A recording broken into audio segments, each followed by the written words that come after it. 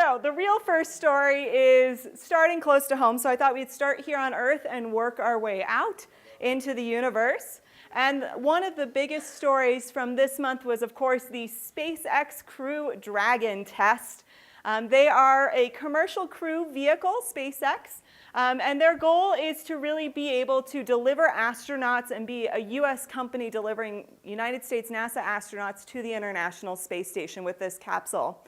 So they launched on March 2nd. After about 5 years of work, they received a $2.6 billion grant from NASA in 2014 to be able to do this work. So this was exciting to see this test come together. So they launched on March 2nd, which was Girls in Science here in the museum, so we're really excited. And the goal of this mission was to prove that they had designed a capsule that was safe for humans to be in and to be delivered to the International Space Station. And so there we go. It arrived 27 hours after it was launched at 5:51 a.m. on March 3rd. Woohoo! I like that. Early morning, and it was over the Pacific Ocean when it docked. Now, one of the biggest tests for the SpaceX capsule here was actually the docking maneuver. So even though the crew capsule is based on the cargo capsule that SpaceX has been using for several years, delivering supplies to the International Space Station, one crucial difference is how it docks.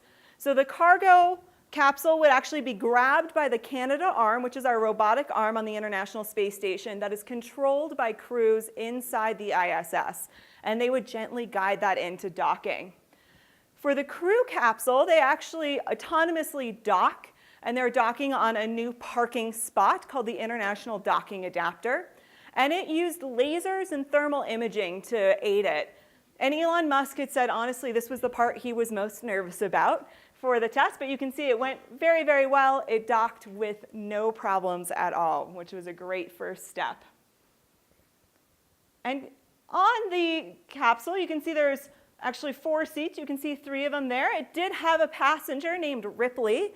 And yes, that is named Ripley after the character from Alien. It continues their tradition of giving their test dummies sci-fi names. And Ripley was packed with instrumentation. Her goal was to make sure everything was safe for the astronauts. So she had sensors to measure acceleration, g-forces, and also environment. So temperature. They advertise it should be between 65 and 80 degrees in there at all times, and everything that an astronaut would need to be comfortable to be able to launch. And so they went in. This is the mission commander from Expedition 58 and a Canadian astronaut that went in to check everything out once it had docked with the ISS, and they'd done some preliminary tests. You can see they're wearing weird masks. These are actually Russian-made masks that are a pretty standard precaution when they enter a new capsule. So they're going in, and now they're taking some readings of the air just to make sure it's safe for them to be in that spacecraft. The other thing I thought was fun that was important on this mission was this little guy here. This is what we call a celestial buddy. It's a cute little stuffed animal that acted as a very high-tech, of course, zero-gravity sensor. So they could tell when it was floating, that capsule was in zero gravity. I think they've got it tied down right now. So these astronauts went in, they did some preliminary tests, and then the main goal was to grab some cargo that was actually underneath the seats. They had about 450 pounds of cargo that came up with the mission. So you'll see they're heading underneath those seats there to go ahead and grab that and stash some of their instruments. But all that preliminary data is looking good so far. They've obviously got a lot more analysis to do. It hasn't been back on Earth very long, but it's looking good. And so you'll see them pull up that cargo here very shortly in the video. And you can see our little Earth friend who's now hanging out on the ISS, bouncing around there. There we go. Yeah, they're taking longer. That's okay. And then on that following Friday, it came back down to Earth.